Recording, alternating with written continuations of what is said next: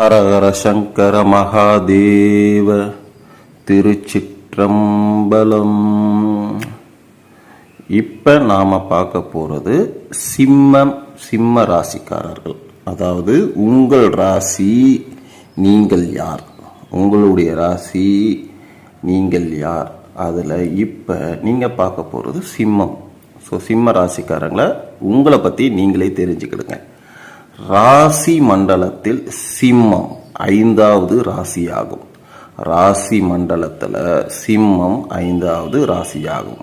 இந்த ராசியின் அதிபதி சூரியன் ஆவார்.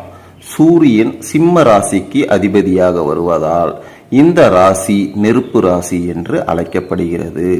அதிக கோபமுடைய முரட்டு சுபாவம் உடைய ராசி என்றும் அழைக்கப்படுகிறது. இந்த ராசியில் மகம், பூரம், உத்திரம் முதல் பாதத்தில் பிறந்தவர்கள் சிம்ம ராசிக்காரர்கள் ஆவர்.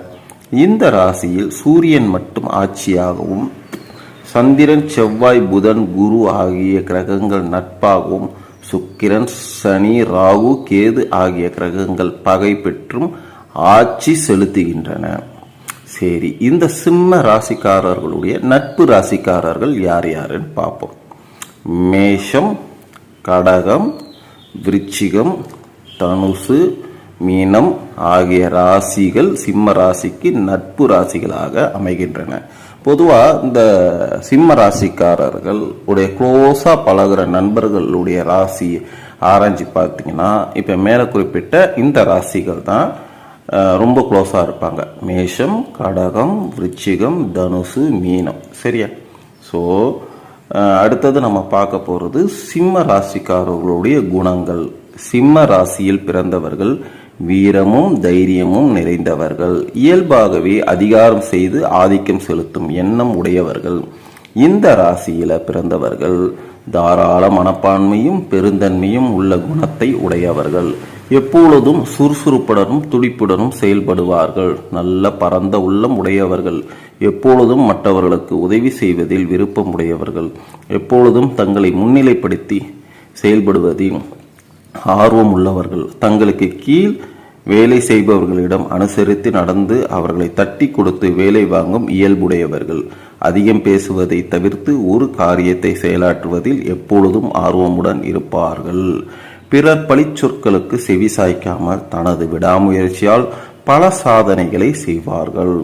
தனக்கு கொடுக்கப்பட்ட வேலையை உடனே மேற்கொண்டு அதை வெற்றிகரமாக முடிப்பதற்கு பாடுபடுவார்கள். ஏதாவது ஒரு நிறுவனம் அல்லது சங்கம் இவற்றில் தலைமையேற்று நடத்தும் வாய்ப்பை பெறுவர். பொய் பேசுபவர்களையும் தர்மத்திற்கு எதிராக பேசுபவர்களையும் எதிர்த்து பெரிய அளவில் குரல் கொடுப்பார்கள். எப்பொழுதும் தலைமை ஏற்பதை மட்டுமே விரும்புவார்கள். சிம்ம ராசி ஒரு நிலையான ராசி என்பதால் இதில் பிறந்தவர்கள் மிகவும் பிடிவாத குணமும் அலட்சிய மனோபாவத்துடனும் நடந்து கொள்வார்கள். மேலும் கடமை உணர்வு உள்ளவர்கள். அதே சமயம் மற்றவர்களை அரவணைத்து செல்வதில் வல்லவர்கள். அடிக்கடி கோபப்படுவதும் உணர்ச்சி வசப்படுவதும் இந்த ராசிக்காரர்களுக்கு கைவந்த கலையாகும். வீண் சண்டைக்கு போகாதவர்கள் என்றாலும் வந்த சண்டையை விடாமல் 2ல் 1 பார்த்து விடுவார்கள்.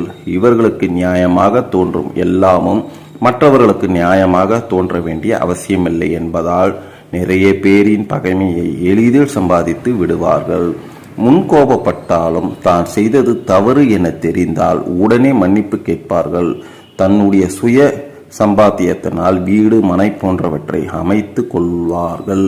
சிம்ம ராசியில் பிறந்தவர்கள் அரசாங்க உத்தியோகம் செய்யக்கூடிய ஆற்றல் பெற்றவர்கள். சரியா? ஸோ இந்த சிம்ம ராசிக்காரர்களுடைய அதிர்ஷ்ட எண்கள் அப்படின்னு பார்த்தா 1, 3, 10. திரும்ப சொல்றேன், கேட்டுங்க.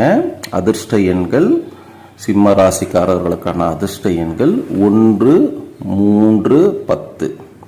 ஸோ எந்த கிழமை இவர்களுக்கு உகந்தது அப்படின்னு பார்த்தீங்கன்னா புதன், வெள்ளி. புதன்கிழமை மற்றும் வெள்ளிக்கிழமை இவர்களுக்கான உகந்த கிழமையாகும். நிறம் அப்படின்னு பார்த்தீங்கன்னா வெள்ளை, சிவப்பு. நிறம் பார்த்தீங்கன்னா வெள்ளை, சிவப்பு. ஸோ இவங்களுக்கான ஆபகரணம் அப்படின்னு பார்த்தீங்கன்னா கல், மாணிக்கம். ஸோ எந்த திசை இவங்களுக்கு உகந்தது அப்படின்னு பார்த்தீங்கன்னா கிழக்கு திசை. கிழக்கு திசை தான் சிம்ம ராசிக்காரர்களுக்கு உகந்த திசை. ஆகையால் சிம்ம ராசி அன்பர்களை நீங்கள் இறை வழிபாட்டுடன் அனைவரையும் அரவணைத்து செல்லுங்கள். உறவினர்களுடன் நண்பர்களுடன் இணக்கமாக செல்லுங்கள். இறைவன் உங்களுக்கு துணை இருப்பான். நல்லதே நடக்கும். வாழ்க வளமுடன், வாழ்க வளமுடன், வாழ்க வளமுடன். என்றும் உங்களுக்கு வெற்றி கிட்டட்டும். நல்லதே நடக்கட்டும். நாராயணா.